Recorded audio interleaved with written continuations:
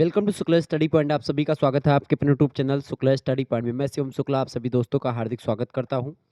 आज के वीडियो के माध्यम से हम लोग चर्चा करेंगे शिक्षा शास्त्र बीए प्रथम सेमेस्टर के सिलेबस के अकॉर्डिंग नवीनतम मॉडल पेपर के बारे में, जो कि बीए प्रथम सेमेस्टर के छात्र छात्राओं के लिए बहुत ही महत्वपूर्ण है। शिक्षा शास्त्र यानी एजुकेशन के मॉडल पेपर के बारे में चर्चा करेंगे। आप प्रथम सेमेस्टर में अगर हैं तो कंसेप्चुअल फ्रेमवर्क ऑफ एजुकेशन आपको पढ़ना पड़ता है।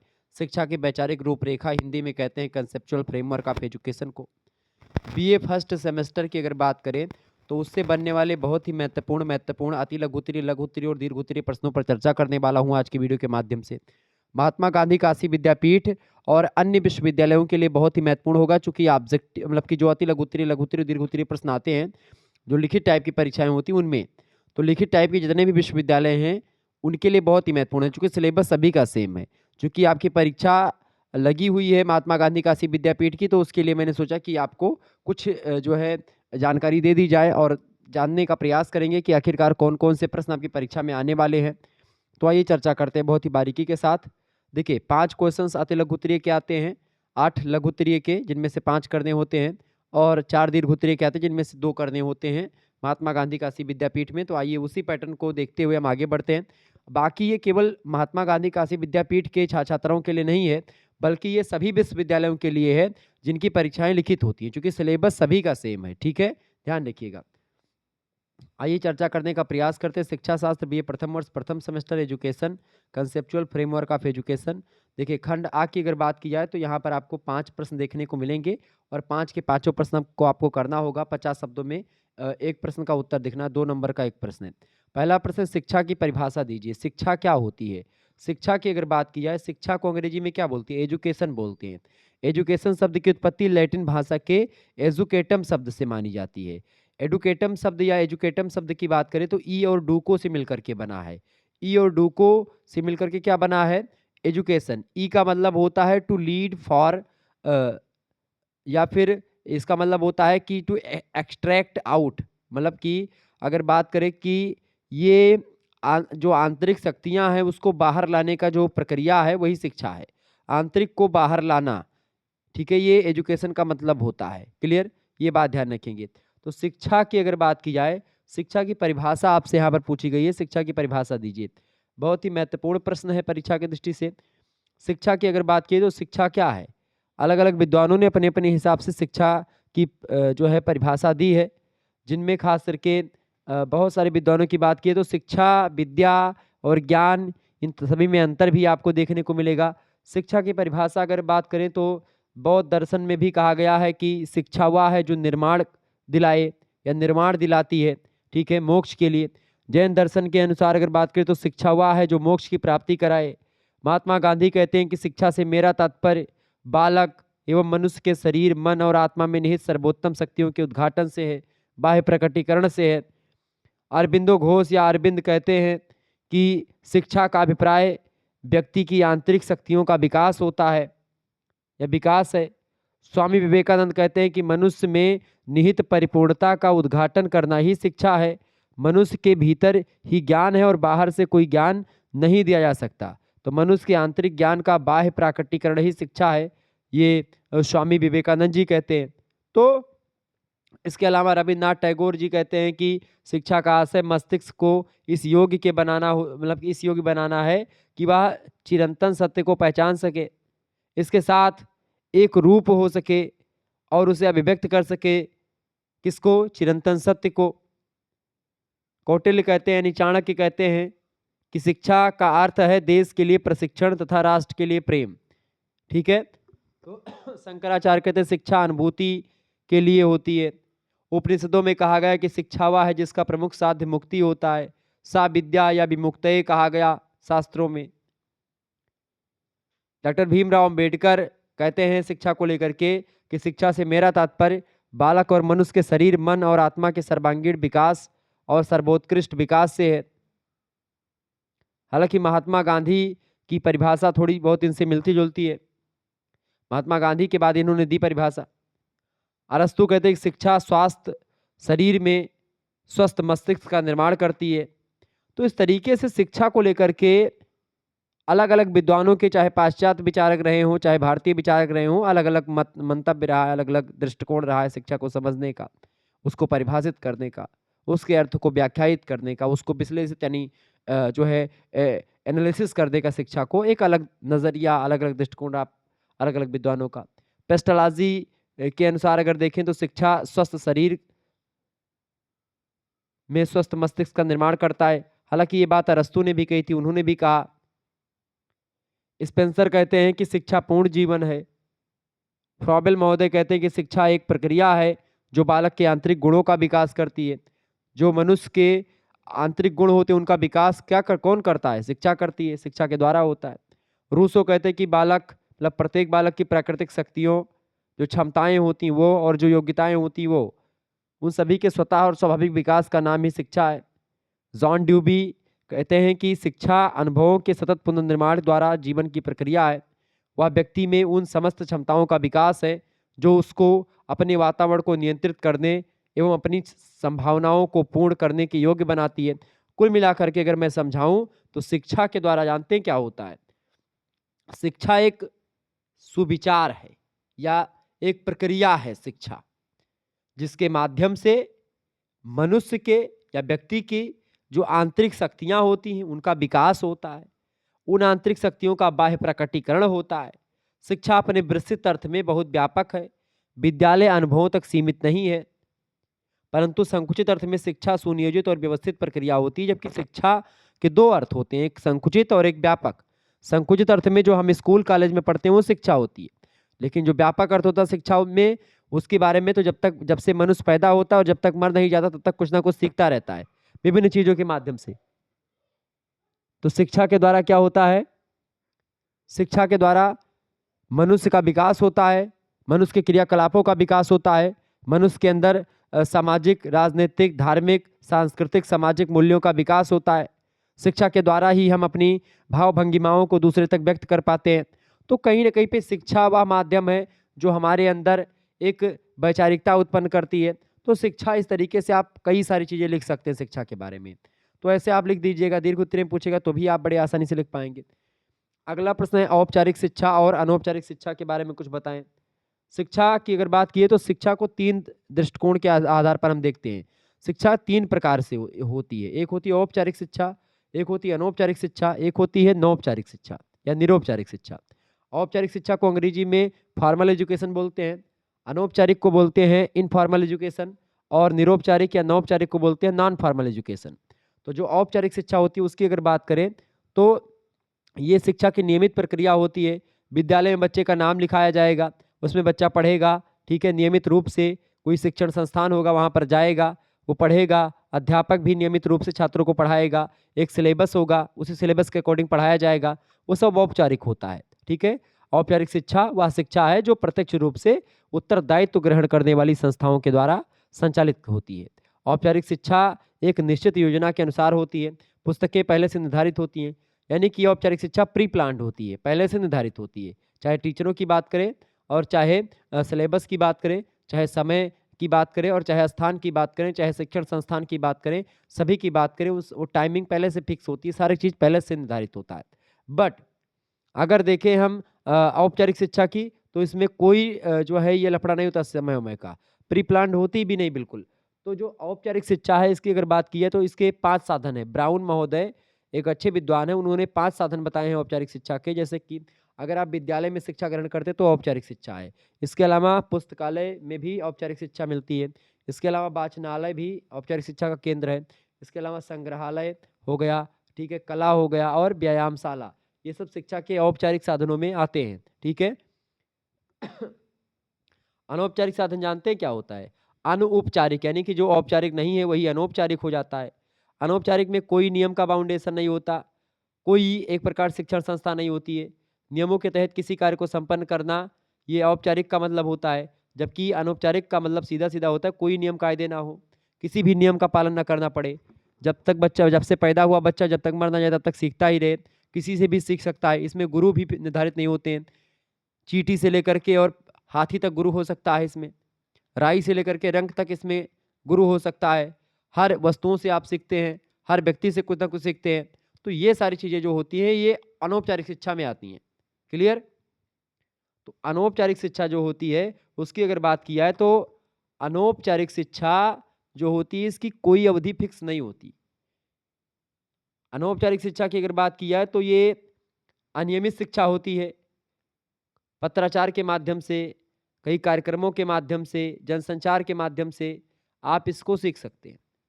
अनौपचारिक शिक्षा व्यक्ति के जीवन में जन्म से लेकर के मृत्यु पर्यंत तक चलती रहती है। इसके लिए किसी निश्चित संस्था, शिक्षक, पाठ्य पुस्तक या शिक्षण विधि या सिलेबस की जरूरत नहीं पड़ती। बालक समाज में रह करके अनुभव के द्वारा इसको सीखता है, जानता है, ग्रहण करता है। आपने गांव वगैरह में सुना होगा, कहते हैं कि भैया फलाने पढ़े नहीं है लेकिन बहुत कढ़े हैं। तो पढ़ना जो होता है, किताबों से पढ़ना, वो होती है औपचारिक शिक्षा। और कढ़ना जिसको कहते हैं कि कढ़े हैं भैया, तो कढ़ना जो है या जो कढ़े हैं भैया ये पढ़े नहीं, कढ़े बहुत हैं। तो कढ़े माने अनुभव उनको बहुत है, क्योंकि उन्होंने समाज को देखा है, उन्होंने समाज को जिया है। तो वो अनौपचारिक शिक्षा, अनौपचारिक शिक्षा के व्यापक स्वरूप के अंतर्गत आती है। अनौपचारिक शिक्षा जीवन के अत्यंत निकट होती है और इनके द्वारा चरित्र का स्वाभाविक विकास होता है।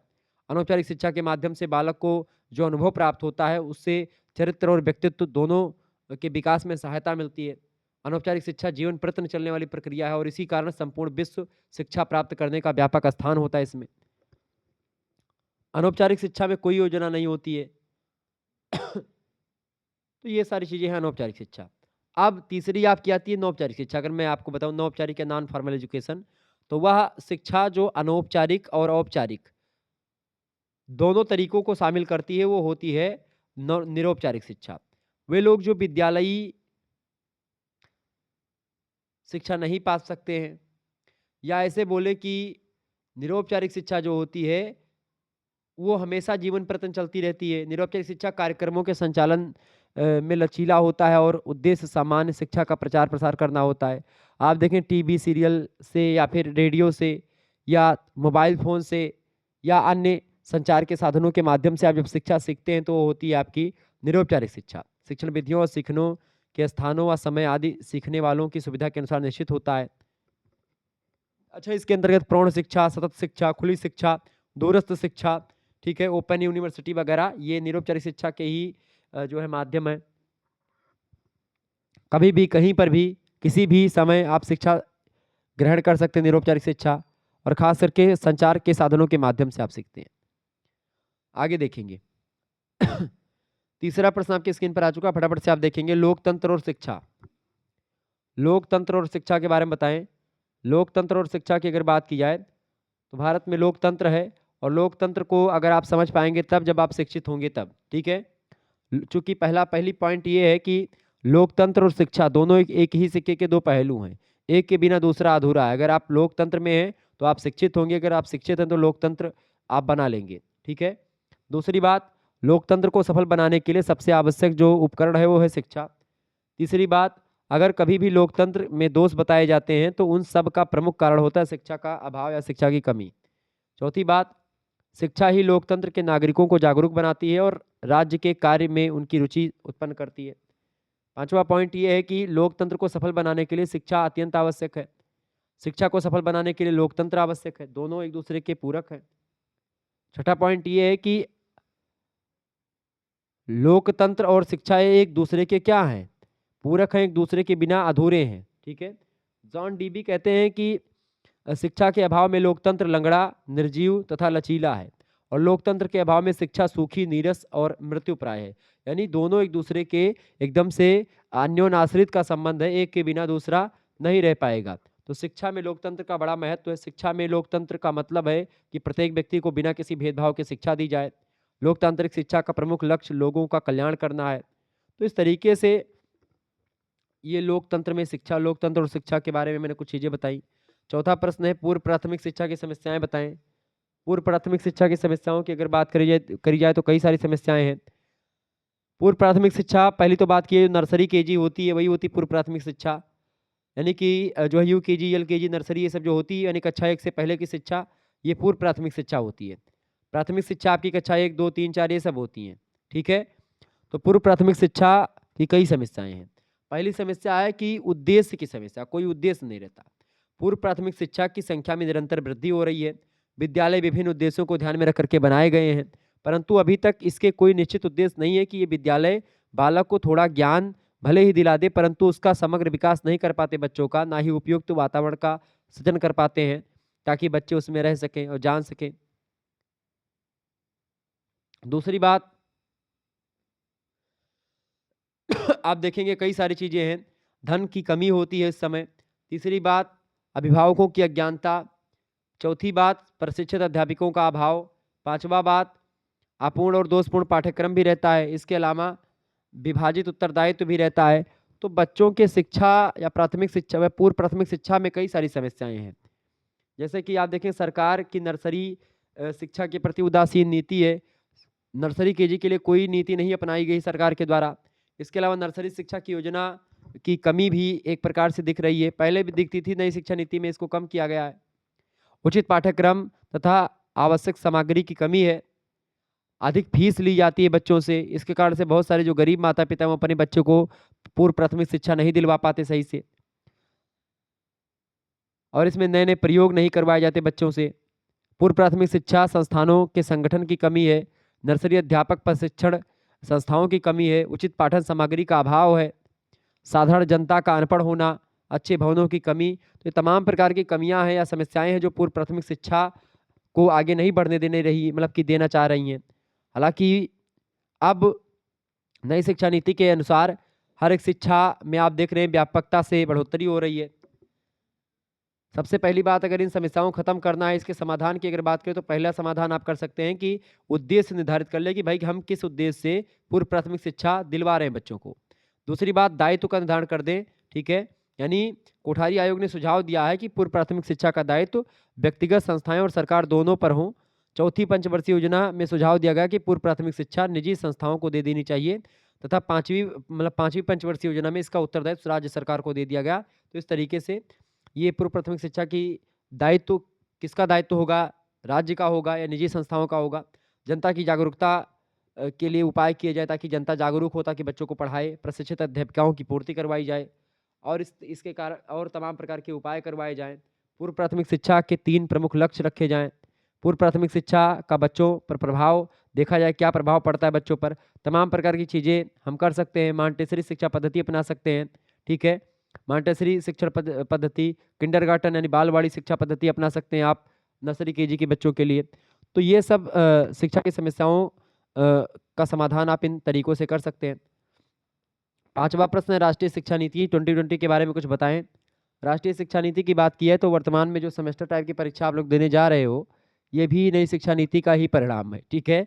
कि आप छठे महीना पेपर देंगे। पहले बीए वाले बहुत मौज करते थे, मतलब कि एडमिशन ले लेते थे और एक एक साल 2-2 साल जो है, मतलब 1 साल तक आराम से कहीं बाहर रहते थे, और उसके बाद में फिर पेपर देने 1 साल के बाद आते थे। फिर एक सीरीज आती है यूनिवर्सिटी की, उसको खरीद लो, उसके बाद में उसी को पढ़ लो और पेपर दे दो, काम खत्म। और अब तो और सस्ता हो गया कि भाई अब जो है हम लोग आ गए हैं आप लोगों के लिए शुक्ला स्टडी पॉइंट, जैसे कि एक दिन पहले आते हैं बच्चे हमारे, पढ़ते हैं और पेपर देते हैं, पेपर बढ़िया निकल जाता है उनका। कहते हैं कि सर जी जो पढ़ाया आपने सब वही आ गया। तो ये सब ऊपर वाली की माया है, और इसमें आपकी मेहनत बहुत ज़्यादा होती है, क्योंकि आप लोग लगातार जो कमेंट करते हो मैं उससे बहुत मोटिवेट होता हूँ। और आप लोगों के कमेंट पढ़ने के बाद में मैं आप लोगों के लिए वीडियो बनाता हूँ, और वीडियो जब बनाता हूँ तो मैं देखता हूँ कि भाई पिछले 2 वर्षों में कितने प्रश्न पूछे गए हैं पेपर में, कहाँ से आए हैं, किन टॉपिक से आए हैं, उनको मैं रखता हूँ और वही प्रश्न आ जाते हैं। राष्ट्रीय शिक्षा नीति से अब की बार प्रश्न आएंगे, परीक्षा में कई बार प्रश्न पूछा गया है। राष्ट्रीय शिक्षा नीति की बात की जाए तो 1986 में शिक्षा नीति आई थी। इससे पहले 34 साल के बाद में फिर से शिक्षा नीति आई 2020 में, और इसमें किया गया कि इसमें तमाम प्रकार की चीज़ों पर शिक्षा की पहुंच, समानता, गुणवत्ता, वाहिनीय शिक्षा, उत्तरदायित्व जैसे मुद्दों पर बल दिया गया, पहली बात।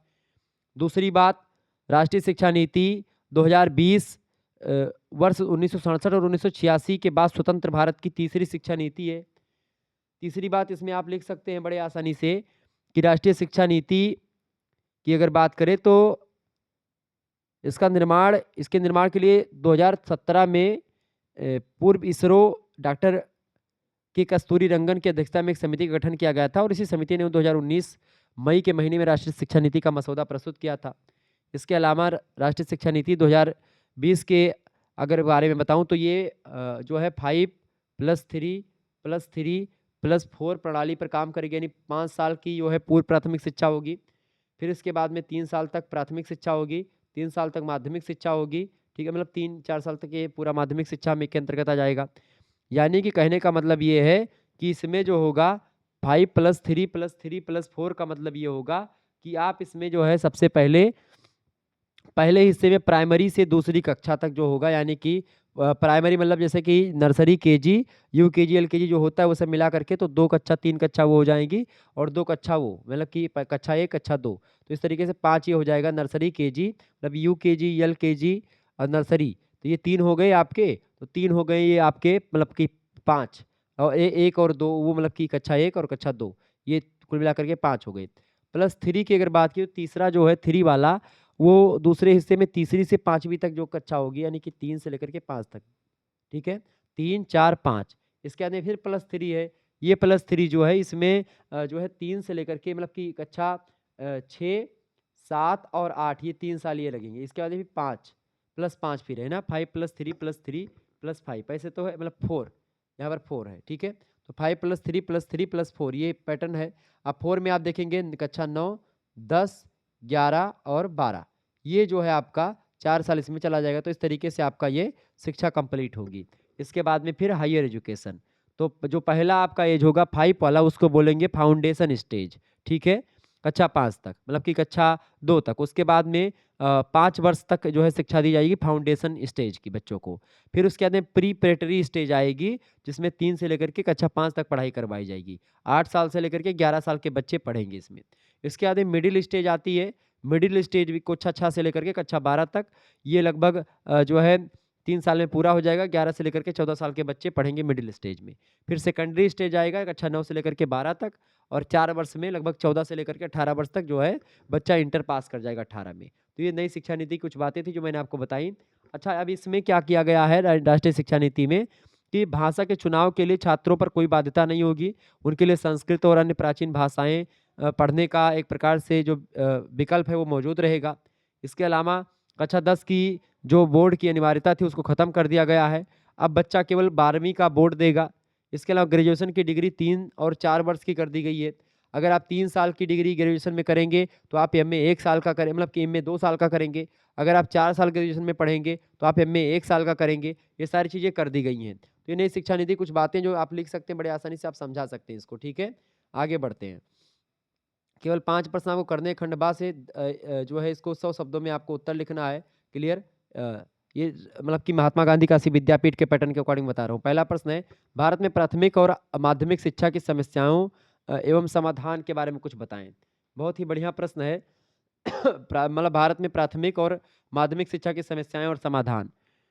प्राथमिक और माध्यमिक शिक्षा की समस्याओं की अगर बात की तो पहली समस्या यही है, अनुपयुक्त पाठ्यक्रम है पहली समस्या, यानी पाठ्यक्रम ठीक नहीं है। दूसरी बात दोष युक्त शिक्षण पद्धति है, शिक्षण पद्धति भी उसमें भी कमियां हैं।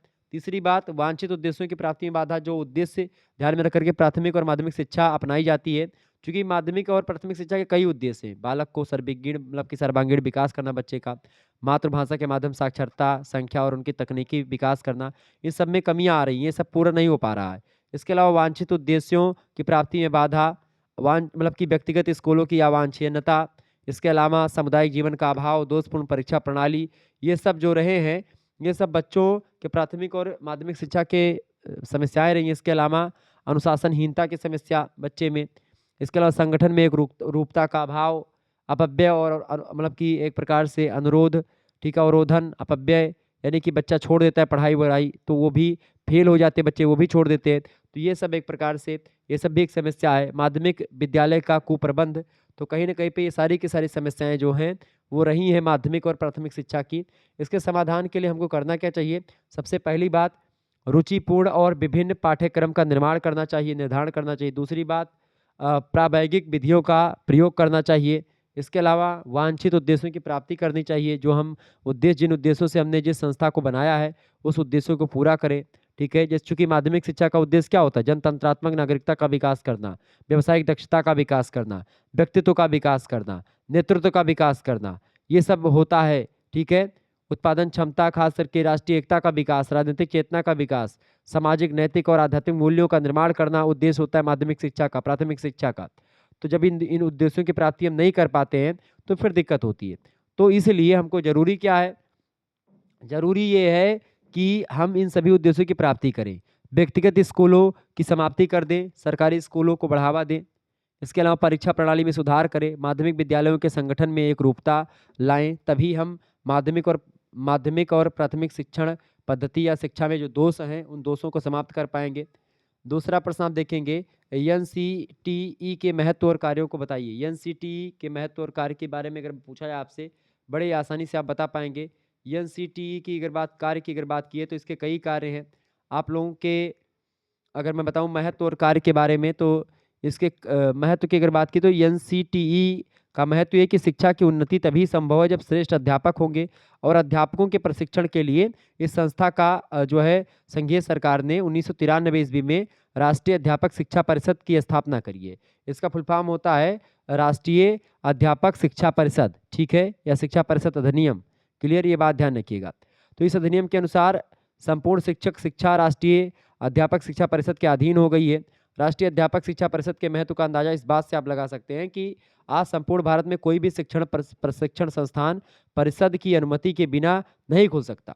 बिना अगर आप एनसीटीई के जो है के द्वारा सिग्नेचर के बाद, मतलब कि उससे पहले अगर आप कोई शिक्षण संस्था खोल लेंगे तो फिर दिक्कत होगी। इसीलिए आपको एक भी कदम आगे बढ़ाने के लिए आपको सबसे पहली बात राष्ट्रीय अध्यापक शिक्षा परिषद से अनुमति लेनी पड़ती है।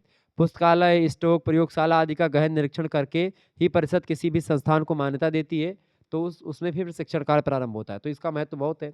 इसके कार्यों की अगर बात की जाए, पहला कार्य है इसका कि अध्यापकों को प्रशिक्षण प्रदान करने वाले शिक्षकों की योग्यताओं का निर्धारण करना, यानी कि जो अध्यापक बच्चों को पढ़ाने वाले हैं उनकी ट्रेनिंग देना, इसका काम है। दूसरा काम, समय समय पर मान्यता प्राप्त अध्यापक शिक्षा के संस्थानों का निरीक्षण करना।